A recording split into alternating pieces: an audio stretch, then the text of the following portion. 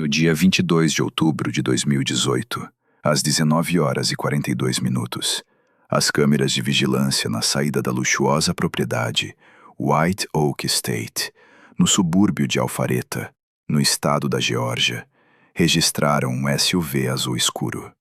O veículo passou em alta velocidade pelo enorme portão forjado e desapareceu na fria escuridão do outono. Ao volante estava Alice Richardson, de 26 anos, grávida de seu primeiro filho. Ela abandonou sua própria festa, deixando para trás convidados perplexos e um bolo intacto, cuja cor do recheio deveria revelar o sexo do bebê. Esse foi o último vídeo confirmado em que a jovem esposa do herdeiro de um império de investimentos foi vista no mundo civilizado. A polícia e detetives particulares irão procurá-la por todo o país, mas encontrarão apenas um vazio ensurdecedor e uma breve carta de despedida. Ninguém entre os participantes dos acontecimentos daquela noite sequer suspeitava que essa história terminaria apenas 2 anos depois, em 14 de novembro de 2020. Naquele dia, uma equipe de força especial arrombará a porta de um porão camuflado e à prova de som, a centenas de quilômetros do local do desaparecimento. O que eles verão lá dentro fará até mesmo os oficiais mais experientes estremecerem. Alice, transformada em um esqueleto vivo, estará acorrentada por uma pesada corrente de metal a um cano de aço, e atrás dela, em pânico animal, estará se escondendo uma criança de 2 anos que nunca viu a luz do sol em toda a sua vida. Como um feriado perfeito se transformou em um pesadelo de muitos anos, e quem mergulhou a vida da jovem mulher na escuridão absoluta. O outono de 2018 na Geórgia foi frio. Na noite de 22 de outubro, a temperatura do ar caiu para 10 graus Celsius. Para Roy Richardson, de 30 anos, e sua esposa Alice, aquele dia deveria ser o ápice da felicidade familiar.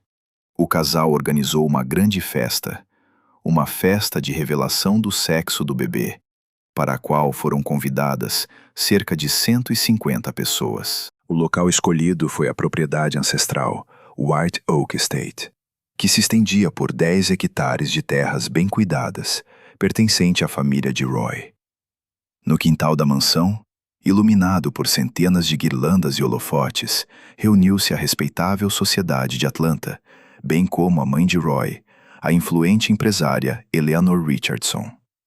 Alice, que cresceu órfã em famílias adotivas na cidade de Macon, destacava-se fortemente entre os convidados de elite, mas, segundo os presentes, parecia absolutamente feliz e radiante de alegria.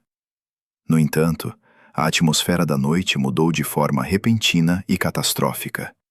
De acordo com os depoimentos de testemunhas e da equipe de serviço, fornecidos posteriormente à polícia do condado de Fulton, o clímax da festa deveria ocorrer por volta das 19 horas e 30 minutos. Os convidados se reuniram em torno de um enorme bolo de 3 andares. Foi exatamente nesse momento que eclodiu o escândalo que arruinou tudo. Alguém da equipe de serviço entregou a Roy um envelope grosso e sem remetente. Dentro, havia documentos e fotografias habilmente organizados que lançavam uma sombra densa sobre o passado de Alice e colocavam diretamente em dúvida sua fidelidade, bem como a paternidade do futuro bebê. Conforme observaram as testemunhas nos depoimentos, a música ao vivo silenciou abruptamente. Começou uma discussão pesada e emocional diante de dezenas de pessoas. Alice, em estado de choque profundo e total incompreensão do que estava acontecendo, chorava e tentava se justificar.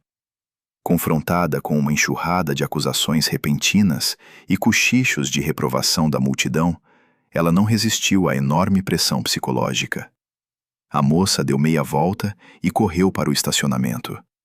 Às 19 horas e 42 minutos, seu carro deixou o território da propriedade.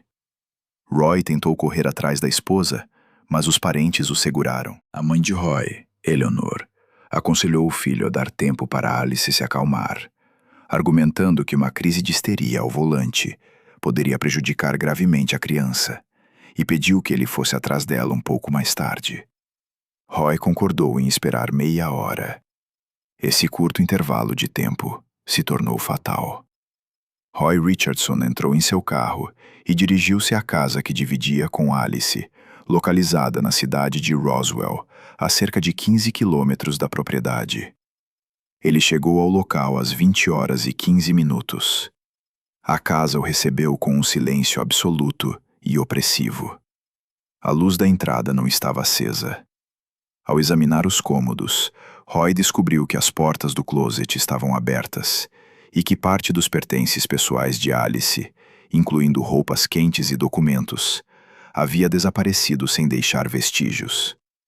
Sobre a ilha da cozinha, feita de mármore frio, havia uma folha de papel. Era um bilhete escrito às pressas.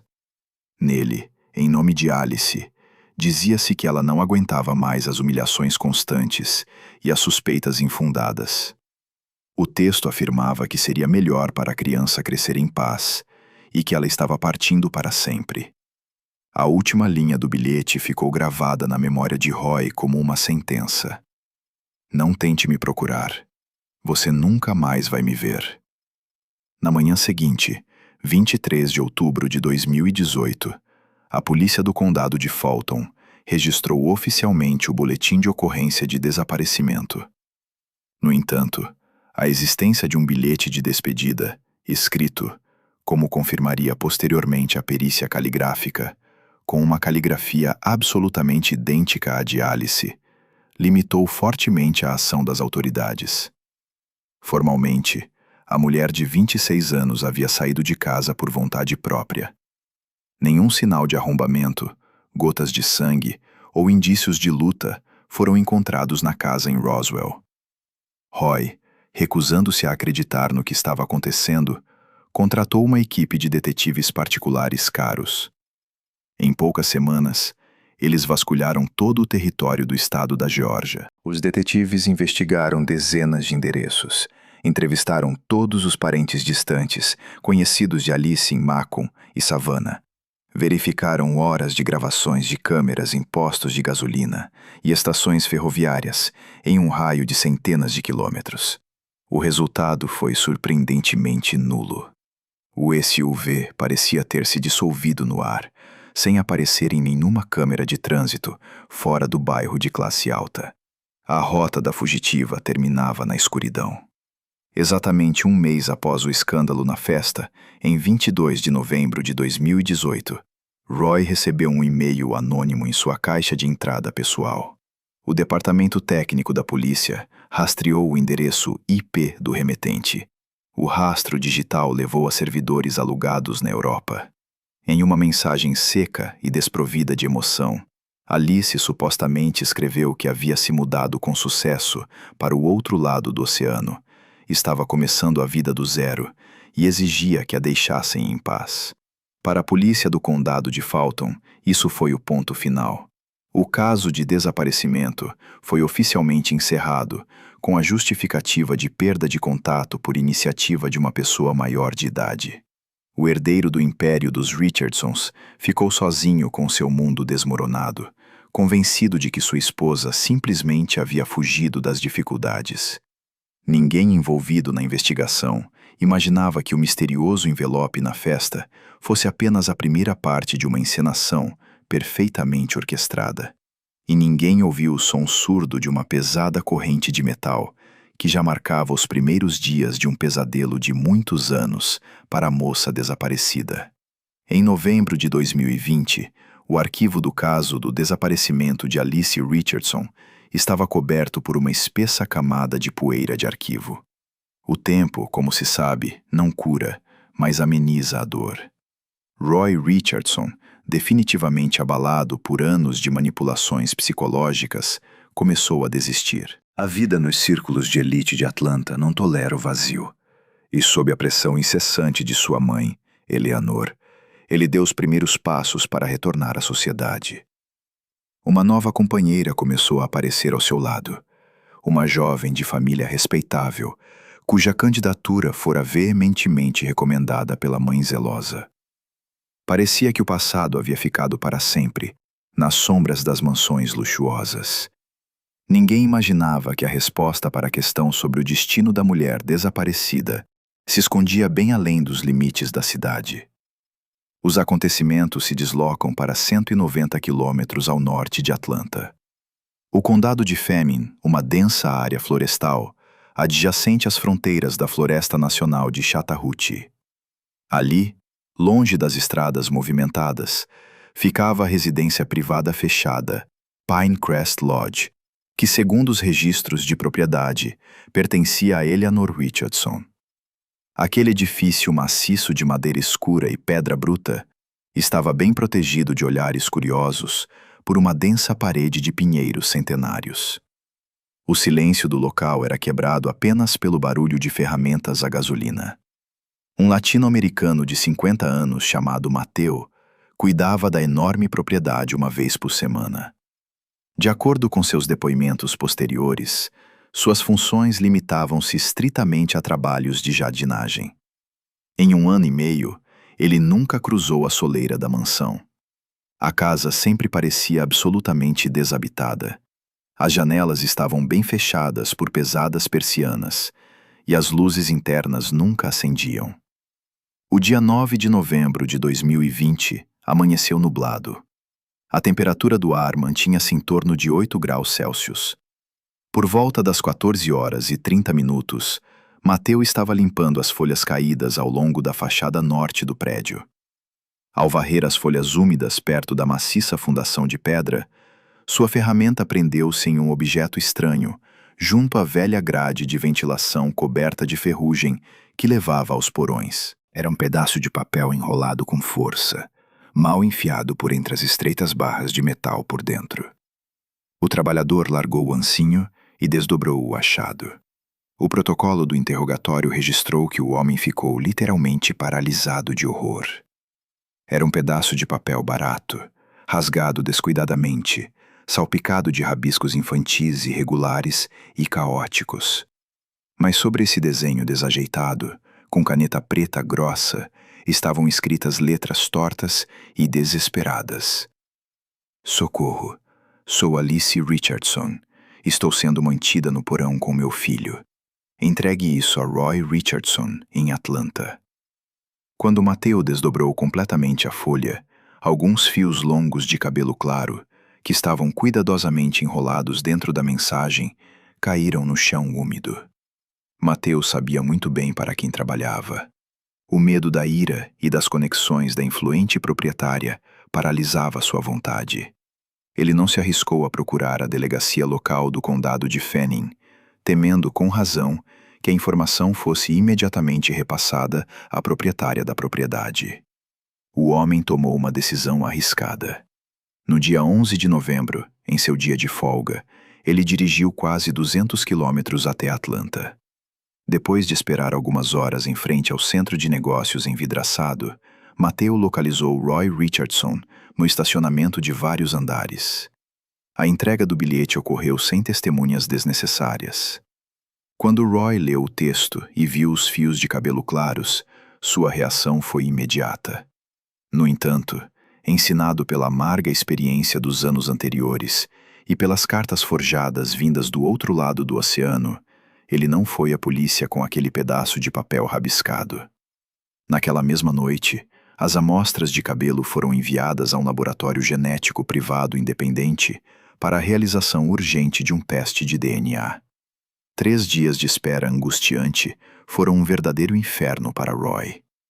No dia 14 de novembro de 2020, às 9 horas da manhã, soou a campainha do laboratório. O resultado da análise não deixava margem para dúvidas. O material biológico pertencia, em 99,9%, à desaparecida Alice Richardson.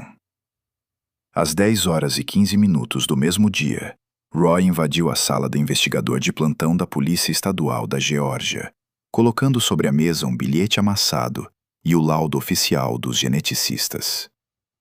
14 de novembro de 2020, 23 horas e 40 minutos. O silêncio noturno da floresta de Chattahoochee foi rompido pelo rugido pesado dos motores das viaturas blindadas. A força-tarefa da Polícia Estadual da Geórgia cercou a residência Pinecrest Lodge em um anel fechado. A operação foi conduzida em regime de sigilo absoluto. Às 23h45, o grupo tático arrombou as enormes portas de carvalho da mansão, utilizando um ariete hidráulico. Os andares superiores da casa estavam realmente vazios, e o chão estava coberto por uma espessa camada de poeira. Mas as câmeras térmicas dos drones indicaram um fraco sinal térmico bem abaixo do solo. Ao descobrir a entrada, camuflada por uma parede falsa na sala técnica da caldeira, a força especial se deparou com uma pesada porta de aço, equipada com uma moderna fechadura eletrônica. Após forçar a abertura da barreira, os oficiais desceram os degraus de concreto até o porão à prova de som. O ar ali estava viciado, impregnado de um cheiro persistente de umidade e de antissépticos químicos baratos. O feixe de luz da lanterna tática revelou, na escuridão total, uma cena que fez com que os combatentes baixassem as armas. No chão de concreto frio, exausta até parecer um esqueleto vivo, estava sentada uma jovem mulher. Sua pele havia adquirido um tom terroso e semi-transparente devido à ausência total de luz solar por muitos anos. O tornozelo direito de Alice estava firmemente acorrentado por uma pesada corrente de metal a um enorme cano de água. Mas o elemento mais chocante dessa cena terrível não era a corrente enferrujada, nem o estado crítico da prisioneira. Atrás de suas costas magras, agarrando-se convulsivamente com as mãozinhas ao tecido sujo de seus trapos, escondia-se um menino. Ele parecia ter cerca de 2 anos. Ao contrário de sua mãe exausta e suja, a criança parecia absolutamente saudável, bem alimentada e vestia roupas limpas e restauradas. Essa diferença assustadora e antinatural em suas condições físicas indicava claramente um detalhe de gelar o sangue. Nessa cripta de concreto, aparecia regularmente mais alguém, cujos cuidados e atenção se concentravam exclusivamente no herdeiro do império, ignorando completamente o sofrimento da mulher acorrentada. Prezados espectadores, antes de continuarmos a mergulhar nos detalhes assustadores desta investigação sem precedentes, peço que dediquem apenas alguns segundos do seu tempo. Por favor, inscrevam-se no canal, cliquem no sino para ativar todas as notificações, curtam este vídeo e não deixem de deixar qualquer comentário abaixo. Essas ações simples são de vital importância para os algoritmos do YouTube. É justamente a sua atividade que ajuda a promover vídeos documentais como este, permitindo que o maior número possível de pessoas conheça a verdade sobre esses casos criminais complexos. O seu apoio é o que permite que o canal exista e se desenvolva. Obrigado a cada um de vocês. E agora, voltamos ao material da investigação. Em 15 de novembro de 2020, os investigadores da Polícia Estadual da Geórgia se depararam com uma tarefa extremamente complexa. Eles precisavam reconstruir os eventos ocorridos há 2 anos e compreender a anatomia de um sequestro perfeito. Como uma mulher grávida conseguiu desaparecer sem deixar rastros, contornar as câmeras de trânsito e enganar os melhores detetives particulares? As respostas estavam escondidas em rastros digitais apagados e nos depoimentos dos mercenários presos, que começaram a cooperar com a investigação em troca de uma redução da futura pena. O ponto de partida foi a perícia dos sistemas eletrônicos de segurança da propriedade White Oak Estate. A Divisão de Polícia Cibernética recuperou os registros apagados do servidor principal, referentes ao dia 22 de outubro de 2018. Às 19h40, exatamente 2 minutos antes de Alice sair correndo para o estacionamento, o computador de bordo de seu SUV recebeu um sinal para destravar as portas. Esse sinal foi enviado a partir do painel de controle principal da chefe de segurança, Eleonora Richardson. Quando a jovem, perturbada, abriu a porta do motorista e sentou-se ao volante, ela já não estava sozinha. Na sombra densa do banco traseiro, encolhido no chão, escondia-se um mercenário, um limpador profissional, contratado por uma quantia colossal em dinheiro. Às 19h42, o carro deixou o território bem iluminado da propriedade. Assim que o SUV entrou em um trecho de estrada sem iluminação e sinuoso, onde não havia câmeras, o mercenário atacou. De acordo com os depoimentos, ele se levantou do banco traseiro e, com um movimento brusco, jogou sobre o rosto de Alice um pano grosso, embebido em um potente sedativo médico. A jovem conseguiu dar apenas uma respiração convulsiva. A perda de consciência ocorreu em menos de 5 segundos. O mercenário parou o carro com frieza na beira da estrada, arrastou o corpo inerte da mulher grávida para o banco do passageiro e sentou-se ao volante, depois de calçar luvas grossas de couro. O carro não seguiu em direção à cidade de Roswell, onde o marido de Alice esperava, confuso. O sequestrador dirigiu-se estritamente para o sul, em direção à zona industrial na região de Doraville, percorrendo cerca de 30 quilômetros. Foi exatamente ali, entre armazéns de tijolos abandonados e concreto rachado, que a parte principal do esquema logístico aguardava os criminosos. O ar ali estava impregnado com o cheiro de óleo combustível. Em um beco escuro, estava estacionado um enorme caminhão de 18 rodas, com um reboque de carga coberto. As portas traseiras de metal estavam abertas, e uma ampla rampa se estendia sobre o asfalto sujo. O utilitário, com a inconsciente Alice dentro, simplesmente entrou nessa garagem móvel. As portas do caminhão se fecharam com um estrondo pesado, e o veículo literalmente desapareceu da face da terra, deixando de existir para os radares.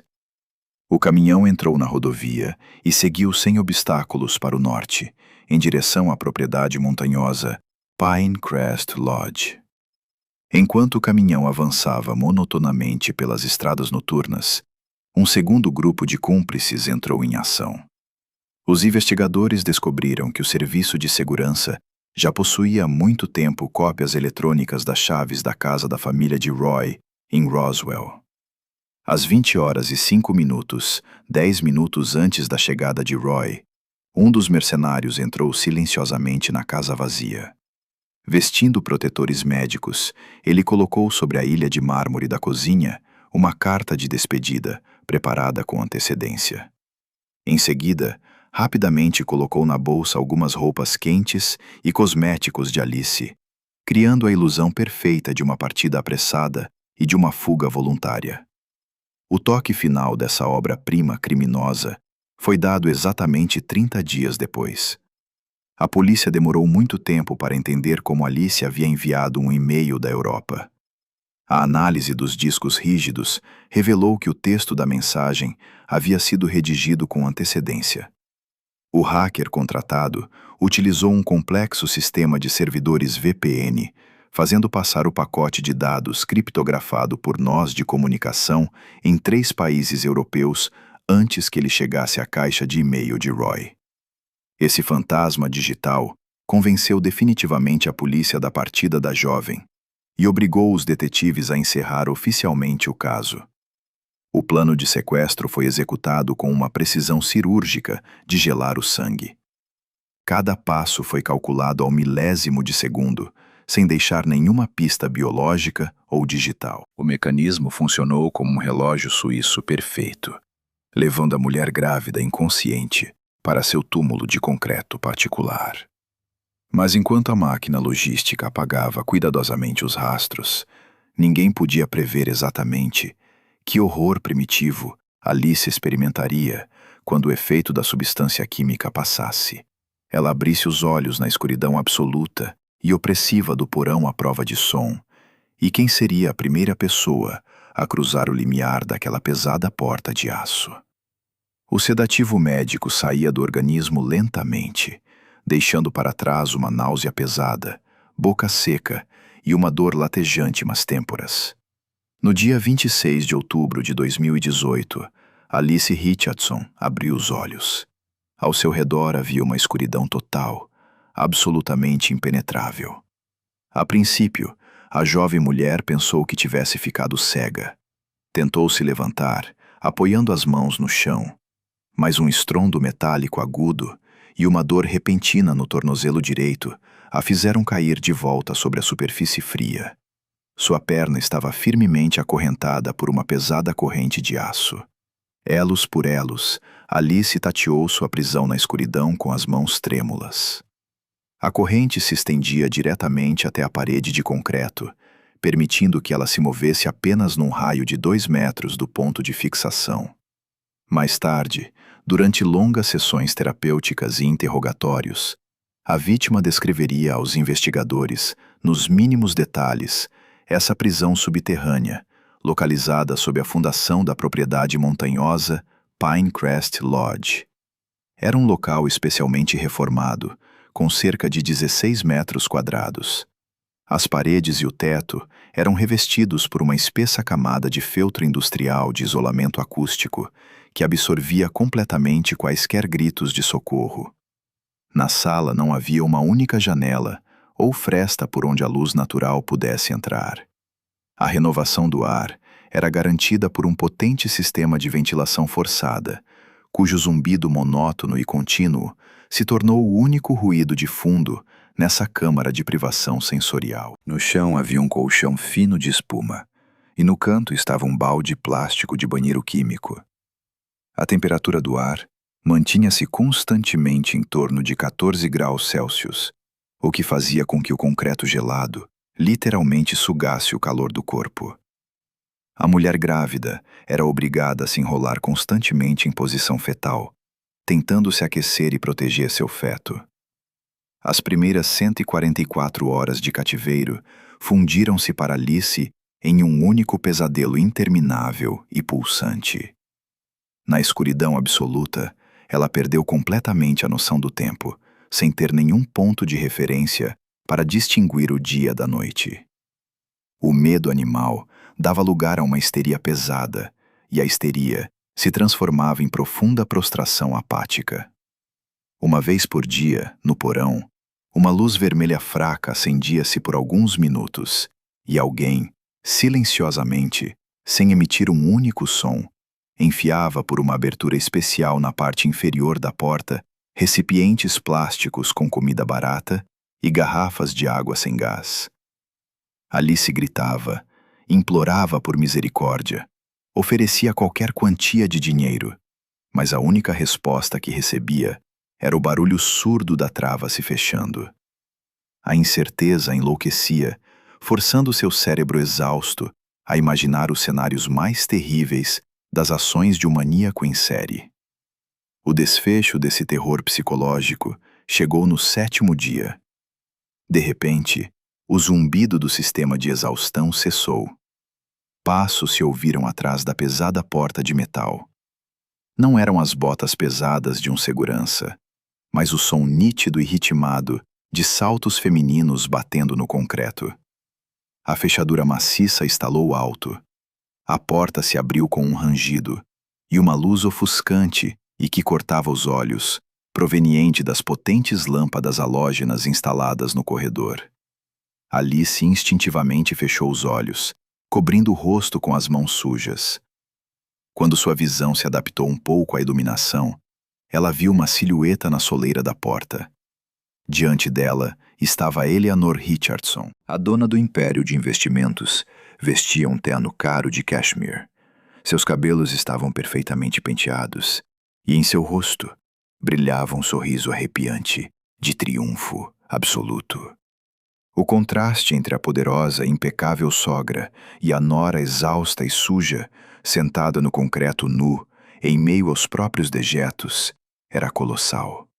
Os motivos desse crime de crueldade sem precedentes serão posteriormente reconstituídos pela investigação, a partir de pedaços de papel nos quais Alice, arriscando a vida, mantinha seu diário secreto. Eleonora não escondia suas intenções. Naquele dia, ela desceu ao porão não para torturar Alice fisicamente. Ela precisava desfrutar de sua grandeza plena e absoluta. A megalomania dessa mulher ultrapassou todos os limites do bom senso. De acordo com o depoimento registrado da vítima, Eleonora caminhava vagarosamente diante da jovem acorrentada e, monotonamente, como se estivesse lendo um relatório em uma reunião do conselho de administração, expunha sua filosofia. Ela declarou abertamente que desprezava a nora por sua origem social. Para Eleonora, era insuportável a simples ideia de que o herdeiro de seu sangue puro, futuro chefe de uma corporação multimilionária, fosse criado sob a influência de uma órfã sem conexões nem status. A sogra contou com prazer como havia facilmente apagado Alice da vida do próprio filho, organizando cartas falsas e plantando um bilhete de despedida. Em seguida, Eleonor revelou seu verdadeiro plano, matematicamente calculado, que gelava o sangue nas veias. Ela não pretendia matar a nora grávida naquele momento. A jovem cabia exclusivamente o papel de incubadora biológica. Segundo o plano da sogra, Alice deveria dar à luz uma criança saudável e amamentá-la naquela cripta subterrânea. Eleonora planejava esperar exatamente 3 anos. Esse intervalo de tempo não foi escolhido por acaso. A psicologia do desenvolvimento infantil, que a sogra havia estudado minuciosamente, afirmava que, aos 3 anos, o sistema imunológico da criança estaria definitivamente fortalecido. Mas, devido ao fenômeno da amnésia infantil, o cérebro do bebê não formaria nenhuma lembrança clara e consciente, nem de sua mãe biológica, nem das paredes de concreto do porão. Assim que esse prazo expirasse, Eleonora pretendia eliminar Alice com frieza. O corpo da nora deveria desaparecer para sempre, sem deixar nenhum vestígio. E então, alguns meses após a eliminação física de Alice, o menino de 3 anos deveria ser encontrado, milagrosamente. Eleonora planejava organizar uma ligação anônima para detetives particulares leais, que localizariam o herdeiro sequestrado e o devolveriam triunfalmente ao pai devastado pela dor. Dessa forma, o menino ficaria para sempre sob a tutela da influente avó, que o criaria à sua imagem e semelhança, riscando para sempre a verdadeira mãe da história de sua família. A pesada porta de metal se fechou com um estrondo ensurdecedor, deixando Alice sozinha na escuridão pulsante. O som de passos em sapatos de salto alto se dissipou lentamente ao longe. A moça, instintivamente, envolveu o abdômen com os braços, protegendo a vida ainda por nascer. As ilusões ruíram em um instante. Agora ela sabia com certeza que sua morte era apenas uma questão de tempo, estritamente regulada pelo relógio biológico. O cronômetro havia sido acionado, e a cada batida de seu coração, a cada movimento do feto dentro dela, aproximava-se inevitavelmente o dia em que ela se tornaria desnecessária. A fase mais terrível desse pesadelo subterrâneo foi o curso implacável da gravidez. Alice Richardson encontrava-se em um saco de concreto de 16 metros quadrados, onde a temperatura do ar raramente ultrapassava os 14 graus Celsius. Em condições de grave falta de oxigênio, umidade constante e ausência absoluta de luz natural, o organismo da jovem começou a se esgotar rapidamente. No entanto, nesse esquema criminoso perverso, escondia-se um paradoxo fundamental. Para Eleanor Richardson, a fria arquiteta desse cativeiro, era vital ter um neto absolutamente saudável e forte, o herdeiro ideal de seu império financeiro multimilionário. A morte do feto, ou graves anomalias de desenvolvimento, destruiriam completamente seu grandioso plano. Procurar ajuda médica profissional ou recorrer a médicos externos diplomados era categoricamente impossível. Qualquer especialista, ao ver a paciente exausta acorrentada com uma corrente de aço, teria imediatamente recorrido às autoridades policiais. Eleanor precisava de um cúmplice de confiança. Alguém com conhecimentos médicos básicos, desprovido de barreiras morais e totalmente dependente do seu dinheiro. A escolha recaiu sobre Carmen, uma mexicana idosa que trabalhava há mais de 15 anos como camareira-chefe nas mansões da família Richardson. De acordo com os autos da investigação, obtidos muito mais tarde a partir de relatórios financeiros e depoimentos confessos, Carmen sustentava uma família numerosa em seu país natal. Para ela, a perda do emprego e uma possível deportação significariam a morte por fome para seus numerosos parentes. Eleonora ofereceu à velha camareira uma quantia colossal em dinheiro, centenas de milhares de dólares, que eram metodicamente transferidos para contas offshore ocultas. Por esse dinheiro enorme, a velha mulher concordou em fazer um acordo com a consciência e se tornar uma carcereira silenciosa. Na primavera de 2019, as contrações começaram em um porão à prova de som. Isso acontecia em um colchão de espuma sujo, em isolamento absoluto do mundo civilizado. A única pessoa que desceu ao bunker naquela noite fatídica foi Carmen. Ela trouxe consigo instrumentos cirúrgicos esterilizados, ampolas com analgésicos potentes e pilhas de toalhas limpas. O parto durou mais de 10 horas. Alice mordia as próprias mãos até sangrarem, para não gritar com a dor lancinante, cujo eco era abafado pela espessa camada de feltro nas paredes. Carmen agia em silêncio, com a metódica eficiência de uma parteira profissional. Ao amanhecer, o silêncio pesado da cripta de concreto foi rompido pelo brito agudo de um recém-nascido. Um menino veio ao mundo. A partir desse momento, a dinâmica na prisão subterrânea mudou radicalmente. Carmen transformou-se em uma babá fria e impassível. Ela descia ao porão rigorosamente de acordo com o horário, várias vezes por semana. A velha empregada doméstica não trazia mais enlatados baratos e rações secas. Agora, a dieta da acorrentada Alice consistia em carne de alta qualidade proveniente de fazendas, vegetais frescos e complexos vitamínicos caros, tudo o que era necessário para a produção de leite materno de qualidade. Para o bebê, Carmen trazia fórmulas infantis de primeira linha, mamadeiras esterilizadas e brinquedos educativos. Mas o aspecto mais assustador desses cuidados era a rotina médica. Eleonora, usando suas conexões ilimitadas em clínicas particulares do estado, conseguia vacinas ilegalmente. Carmen, pessoalmente e com fria serenidade, aplicava no bebê todas as vacinas necessárias para a idade dele, diretamente no chão de concreto da cela. Ela pesava o menino, media sua altura com uma fita métrica e registrava meticulosamente os dados em um caderno médico especial, prestando contas à patroa. No entanto, os passeios se tornaram uma verdadeira tortura psicológica para a mãe. Carmen supervisionava rigorosamente a saúde do herdeiro do império. Nos dias em que o jardineiro Mateu, que vinha trabalhar, estava garantidamente ausente da propriedade na montanha, a pesada porta de aço se abria com estrondo. Carmen se aproximava em silêncio de Alice, que chorava e implorava, e literalmente arrancava a criança de seus braços. A velha camareira levava o menino para o quintal dos fundos da propriedade, escondido por árvores altas. Ela passeava com ele por horas ao ar livre das montanhas Apalaches, permitindo que o organismo infantil recebesse a vitamina D essencial e tivesse um desenvolvimento físico adequado. Para Alice, essas horas se transformavam em um inferno concentrado.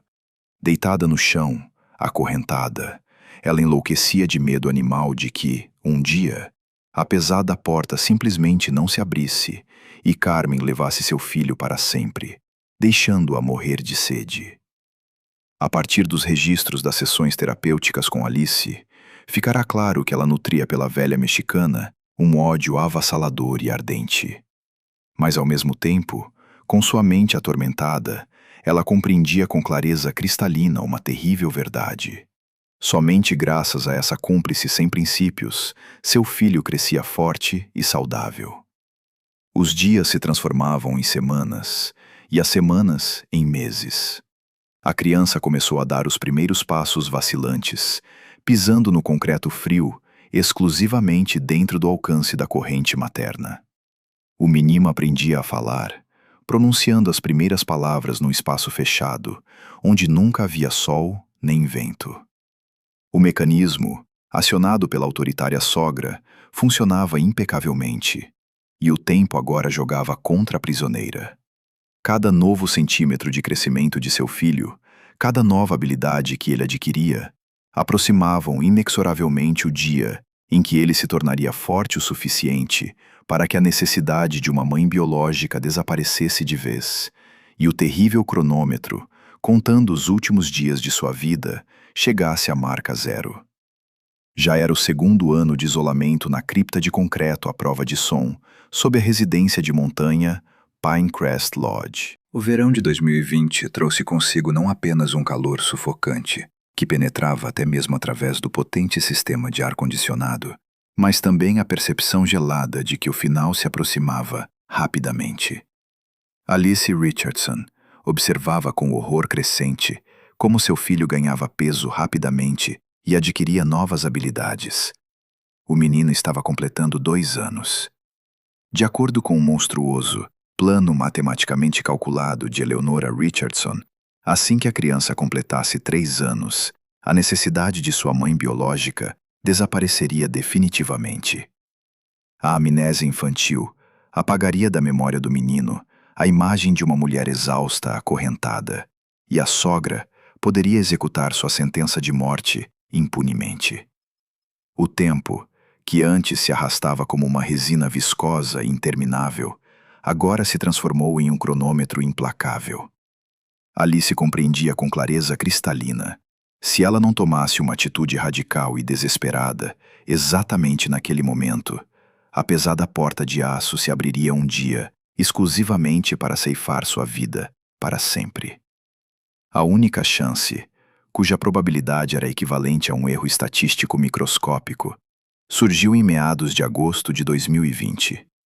A autoritária Eleonora Richardson raramente descia pessoalmente à prisão subterrânea, preferindo delegar o controle rotineiro à velha camareira mexicana Carmen.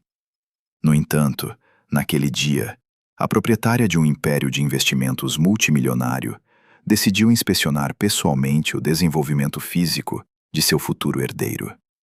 De acordo com os registros dos psicólogos forenses, que reconstruíram a cronologia dos eventos a partir do relato da vítima sobrevivente, Eleanor entrou na cela com uma confiança absoluta e inabalável em sua total impunidade. Em 2 anos, sua vigilância havia diminuído visivelmente. Ela considerava a nora um ser abatido e sem vontade, totalmente submetido ao seu destino sombrio. Eleonora sentou-se com ar imponente num pequeno banquinho de madeira, que a criada costumava usar durante a mamada do bebê. Nesse mesmo banquinho, a sogra jogou descuidadamente sua cara-bolsa de couro. Ela não levou em conta apenas um detalhe técnico crucial: o raio exato de tensão da corrente metálica presa ao tornozelo direito da prisioneira. O banquinho ficava a exatamente 1,80 m do cano de água. A corrente permitia que Alice alcançasse esse ponto se ela esticasse completamente o braço e pressionasse o peito contra o concreto frio. Eleonora virou-se com desdém para Carmen, que estava em pé junto à porta de metal, para dar uma série de instruções rígidas sobre a mudança na dieta do menino em crescimento.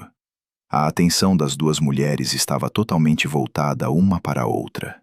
Alice, agindo com uma frieza impressionante, deslizou silenciosamente pelo chão sujo. Prendendo a respiração, enfiou os dedos trêmulos e sujos no bolso lateral entreaberto da bolsa de grife. Sua mão esbarrou em um objeto cilíndrico e liso. Era uma caneta hidrográfica preta grossa. Em 1 segundo, o cilindro de plástico já estava bem escondido nas dobras das roupas surradas da prisioneira. O instrumento de salvação foi obtido com sucesso, mas imediatamente surgiu um segundo problema logístico, não menos crítico. Na cela de concreto de 16 metros quadrados, faltava completamente papel. O único suporte de papel nessa cela de privação sensorial eram os livros de colorir infantis baratos que Carmen trazia regularmente para estimular a motricidade da criança. Alice esperou até altas horas da noite, quando o zumbido da ventilação forçada se tornou monótono e a luz fraca de serviço se apagou. Agindo pelo tato, na escuridão total, ela cuidadosamente arrancou do centro do livro de colorir uma folha de papel limpa e intacta. Tirando a tampa do marcador, Alice começou a escrever, guiando-se exclusivamente pelas sensações táteis. As letras se formavam de maneira irregular, sobrepondo-se aos rabiscos infantis invisíveis na escuridão que o menino havia deixado no verso da folha no dia anterior. O texto era curto, seco e impregnado de um desespero concentrado. Socorro! Sou Alice Richardson. Eu e meu filho estamos presos no porão. Entregue isso a Roy Richardson, em Atlanta. Ciente de que a polícia local ou uma testemunha casual poderia considerar aquele bilhete amassado como uma piada de mau gosto ou o delírio de um louco, Alice tomou uma atitude que demonstrava um nível incrível de raciocínio criminalístico. Ela arrancou com força várias mechas longas de seus cabelos loiros pela raiz e as enrolou cuidadosamente dentro da folha de papel, criando uma prova biológica irrefutável de sua identidade. O papel foi enrolado firmemente em uma bolinha pequena e compacta. Agora, diante da mulher exausta, estava a tarefa física mais complexa. O único canal teórico de comunicação com o mundo exterior era um estreito poço de ventilação de exaustão, localizado bem próximo ao teto, a quase 3 metros de altura do piso de concreto. O poço estava protegido por uma grade metálica resistente e enferrujada. Lançar uma bolinha de papel leve a tal altura, estando presa a uma corrente curta, exaurida pela constante desnutrição e sem condições físicas para tomar impulso, parecia uma missão impossível. Esse processo exaustivo e monótono durou várias longas semanas. Todas as noites, quando seu filho adormecia profundamente, Alice levantava-se com dificuldade, esticava a pesada corrente até o limite máximo e, repetidamente, lançava a bola de papel para cima, na escuridão impenetrável. A bolinha batia surdamente no teto de concreto, ricocheteava nas barras enferrujadas da grade e caía de novo no chão sujo da cela. A mulher rastejava para procurá-la, alisava as bordas amassadas e úmidas, enrolava-a novamente com força e a atirava. Centenas, milhares de tentativas desesperadas. Os músculos dos braços eram tomados por espasmos dolorosos. O tornozelo sangrava ao roçar na dura algema de metal, deixando manchas escuras no concreto. Mas ela não desistia de suas tentativas, compreendendo com clareza cristalina que aquele pedaço sujo de papel rabiscado era o único fio tênue capaz de tirar seu filho daquele inferno. Em uma das noites frias do final de outubro, quando as forças físicas de Alice estavam praticamente esgotadas e um desespero denso ameaçava engolir definitivamente sua razão, ela fez mais uma tentativa, que parecia absolutamente sem esperança. A bolinha de papel voou na escuridão. Alice instintivamente aguçou a audição, esperando o habitual barulho suave ao bater no chão de concreto. Mas o barulho não se fez ouvir. Em vez disso, no silêncio do porão, ouviu-se um farfalhar seco e quase imperceptível de papel, deslizando pela caixa metálica do duto de ventilação, que se estendia abruptamente para cima, em direção à superfície da terra. A mensagem havia deixado para sempre os limites da cripta de concreto. No entanto, por trás das grossas paredes do bunker subterrâneo, estendia-se um enorme território fechado, totalmente controlado pela influente Eleonora Richardson. A pequena bolinha de papel poderia se perder para sempre em pilhas de folhagem outonal podre, apodrecer sob chuvas torrenciais e frias, ou, o que era o pior cenário possível, cair diretamente nas mãos daquelas pessoas que diariamente e sem piedade guardavam a paz daquela prisão montanhosa ideal. No dia 14 de novembro de 2020, no exato momento em que a equipe tática da Polícia Estadual da Geórgia retirava a exausta Alice Richardson e seu filho de 2 anos daquela cripta de concreto, a 120 quilômetros ao sul, a segunda fase de uma operação policial em grande escala estava se desenrolando. O bairro de elite de Buckhead, em Atlanta, brilhava com as luzes. No luxuoso salão de banquetes de um hotel chique, acontecia o baile de gala beneficente anual. No centro das atenções estava a proprietária de um império de investimentos multimilionário, Eleanor Richardson. De acordo com os relatórios dos oficiais presentes, a detenção ocorreu exatamente às 21h10. Uma equipe de operação, vestida com ternos elegantes e acompanhada por agentes federais armados, bloqueou silenciosamente todas as saídas do salão. Quando o investigador principal se aproximou de Eleanor e leu seus direitos, colocando-lhe as algemas bem diante dos olhos de centenas de políticos e empresários influentes do Estado, seu rosto transformou-se em uma máscara de choque gelado. Ela não gritou nem resistiu. No boletim de ocorrência consta que a mulher apenas declarou com arrogância que se tratava de um erro monstruoso e exigiu que entrassem em contato imediatamente com seus advogados. Seu império impecável começou a desmoronar rapidamente, mas ela se recusou até o fim a acreditar no fracasso de seu plano matematicamente calculado. Na manhã seguinte, 15 de novembro, o cerco da justiça se fechou definitivamente. Por volta das 9 da manhã, um sedã discreto chegou à propriedade montanhosa Pinecrest Lodge. Era Carmen, a velha empregada doméstica mexicana que chegava para seu próximo turno, ao lado da criança trancada. Os policiais, que estavam à espreita, prenderam a mulher bem no portão de entrada. Ao contrário de sua autoritária patroa, Carmen não demonstrou nenhuma surpresa. Ao revistar seu carro, os peritos criminais encontraram fórmulas infantis recentes, embalagens lacradas de vitaminas e seringas esterilizadas. Segundo o detetive que conduziu a prisão, a idosa não tentou se defender. Ela apenas suspirou profundamente e proferiu uma única frase curta. Eu sabia que esse dia maldito chegaria um dia. O julgamento teve início na primavera de 2021 e rapidamente se tornou o principal evento midiático da década no estado da Geórgia. O prédio do Tribunal Distrital foi colocado sob forte escolta 24 horas por dia. A linha de defesa de Eleanor Richardson baseava-se em cinismo absoluto e na negação do óbvio. A equipe de advogados caros tentou convencer o júri de que a respeitável empresária havia sido vítima de uma conspiração cuidadosamente planejada.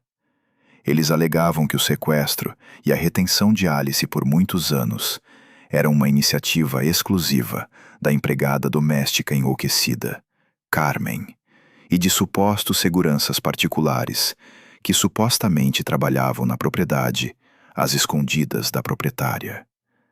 Eleonora insistia veementemente que não tinha a menor ideia da existência de uma prisão subterrânea sob sua própria casa. No entanto, essa estratégia bem elaborada foi impiedosamente destruída sob o peso de provas incontestáveis. O primeiro prego no caixão da defesa foi o depoimento do jardineiro Mateo. O homem confirmou sob juramento a descoberta de um bilhete desesperado e relatou a proibição estrita de se aproximar de determinadas áreas de ventilação da propriedade, estabelecida pessoalmente pela proprietária. O segundo golpe devastador foi uma auditoria financeira minuciosa. Agentes do EFB rastrearam uma complexa cadeia de transações bancárias. Descobriu-se que, de contas offshore ocultas, controladas exclusivamente por Eleanor Richardson, durante 2 anos foram transferidas regularmente quantias colossais para as contas de numerosos parentes de Carmen no México. Essas transferências sistemáticas constituíam um pagamento direto pelo silêncio e pela cumplicidade no crime. O ponto alto do julgamento foi o depoimento da principal testemunha de acusação, Alice Richardson, ainda em meio a uma difícil reabilitação física, entrou no tribunal. Pálida, mas com uma determinação inabalável nos olhos, ela ocupou seu lugar no banco das testemunhas. Suas palavras, documentadas na ata das sessões, fizeram os presentes estremecerem. Alice descreveu detalhadamente, com voz impassível, cada visita da sogra ao porão, citou literalmente suas ameaças e revelou a cronologia assustadora do plano para se apropriar da criança. Ela apontou diretamente para Eleonora e a chamou de principal arquiteta de seu inferno de muitos anos. Carmen, por sua vez, admitiu totalmente a culpa e prestou depoimento exaustivo contra sua ex-empregadora, confirmando cada detalhe do relato de Alice. As alegações finais foram concluídas rapidamente. Os jurados levaram menos de 2 horas para chegar a um veredicto unânime. Eleanor Richardson foi considerada culpada de todas as acusações, incluindo sequestro com agravantes, privação ilegal de liberdade e tortura sistemática. Ao ler a sentença, o juiz classificou suas ações como a personificação do mal calculista, habilmente oculto por trás de uma fachada de respeitabilidade. A proprietária da corporação foi condenada a 80 anos de prisão em uma colônia de segurança máxima, sem direito à liberdade condicional. O destino de Carmen foi diferente. Levando em conta sua total cooperação com a investigação, os depoimentos de importância crucial contra o organizador do crime e o fato médico de que foi justamente graças aos seus cuidados meticulosos que o menino permaneceu vivo e fisicamente saudável, o tribunal considerou possível demonstrar clemência. A velha empregada doméstica recebeu 8 anos de prisão como cúmplice do sequestro. A justiça foi feita. A pesada porta de aço do tribunal se fechou atrás dos culpados, isolando-os para sempre da sociedade normal. Dezenas de câmeras de TV transmitiram esse triunfo da lei para todo o país. Os criminosos receberam o que mereciam, e a arquiteta do cativeiro ideal trocou o caro terno de grife por um uniforme prisional sem graça. No entanto, para a jovem mãe e seu filho de 2 anos, recém-arrancados da escuridão de concreto, essa sentença era apenas uma formalidade jurídica árida. A questão principal era completamente outra. À frente se estendia um mundo imenso, assustador e banhado por uma luz ofuscante, no qual o menino não conhecia nada além das paredes frias e do som surdo das correntes, enquanto a mente atormentada de sua mãe guardava para sempre a marca do subterrâneo. Será que algum dia eles conseguiriam realmente sair de sua jaula pessoal? No ano de 2021, quando as pesadas portas do Tribunal do Condado de Fulton se fecharam atrás de Eleanor Richardson, para a imprensa essa história chegou ao seu fim. No entanto, para Roy e Alice Richardson, o verdadeiro e exaustivo processo de retorno à vida normal estava apenas começando. A transição do isolamento absoluto de uma cela de concreto para a realidade revelou-se uma provação psicológica extremamente difícil. Permanecer no estado da Geórgia, onde cada noticiário estava repleto de detalhes sobre a tragédia familiar, era fisicamente impossível. Para Roy Richardson, de 30 anos, o retorno da esposa tornou-se fonte de um sentimento devastador de culpa. De acordo com os registros de seu psicoterapeuta, o homem sofria de uma forma grave de depressão. Sua mente se recusava a aceitar o fato terrível de que, por exatamente 2 anos, ele acreditou cegamente na carta falsa, construiu uma nova vida e conviveu sob o mesmo teto com um monstro que, metodicamente, destruía a mãe de seu filho. Roy agiu de forma radical. Ele rompeu imediatamente todas as relações com a nova companheira que sua mãe lhe impusera. No dia seguinte à sentença, ele assinou documentos legais que o separavam completamente dos negócios da família. Transferiu sua participação no império de investimentos para um fundo fiduciário irrevogável, cujo único beneficiário passou a ser seu filho de 2 anos, que ele havia salvado. A família decidiu deixar o sul e se mudou para milhares de quilômetros de distância, para o montanhoso estado do Colorado. Eles compraram uma casa isolada, equipada com sistemas de segurança de última geração, tentando, desesperadamente, erguer uma barreira intransponível entre si e os horrores do passado. Mas o porão gelado mudou-se junto com eles para suas memórias. O processo de reabilitação revelou-se insuportavelmente longo. O menino de 2 anos, cujo desenvolvimento inicial ocorreu em condições de severa privação sensorial, enfrentou uma sobrecarga de informações. Os médicos diagnosticaram graves problemas de adaptação na criança. Acostumado ao silêncio abafado do porão e aos passeios absolutamente silenciosos nos braços da empregada Carmen, o menino entrava em pânico com as buzinas dos carros que passavam e com a luz solar intensa. Ele teve que aprender do zero a interagir com o mundo ao seu redor e a se comunicar com outras crianças, das quais ele instintivamente fugia. O estado de Alice causava enorme preocupação aos psiquiatras. Seu corpo exausto foi libertado do metal, mas sua psique mutilada continuava agarrada ao cano enferrujado. O diagnóstico oficial era transtorno de estresse pós-traumático grave.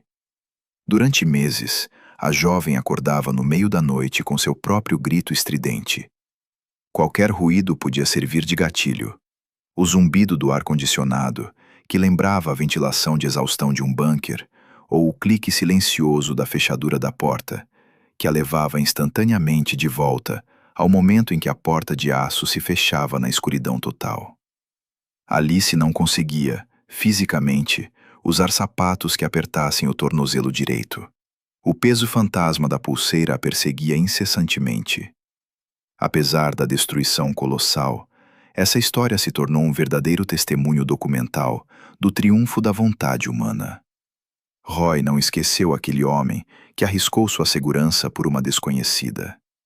Mateo, o jardineiro de 50 anos, cuja atenção desfez o esquema criminoso perfeito, recebeu uma generosa recompensa. Documentos financeiros confirmam que Roy formalizou oficialmente para Mateo uma pensão vitalícia, livrando para sempre sua família da pobreza. O caso de Eleonora Richardson entrou para sempre nos arquivos do Departamento de Investigações como um dos precedentes mais assustadores da década atual. Essa história judicial tornou-se um lembrete cruel para a sociedade de que o verdadeiro mal nem sempre se esconde em florestas remotas ou pedreiras abandonadas. Às vezes, ele veste ternos de grife exclusivos e se esconde habilmente por trás de uma máscara de preocupação respeitável e ostensiva.